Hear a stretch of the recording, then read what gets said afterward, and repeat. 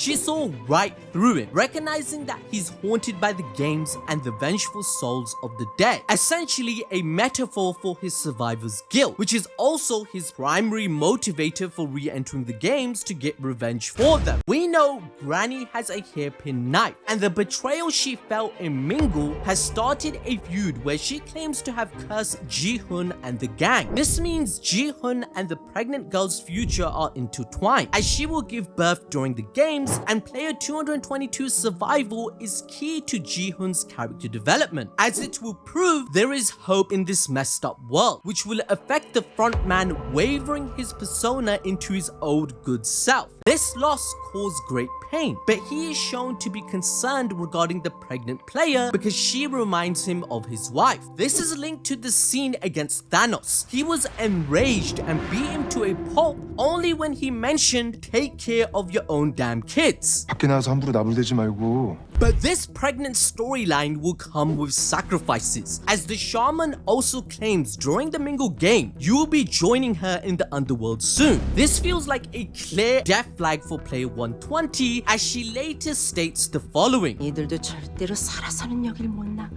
끔찍한 고통 속에서 죽게 될 거야. 서로 많이 쳐다보면서.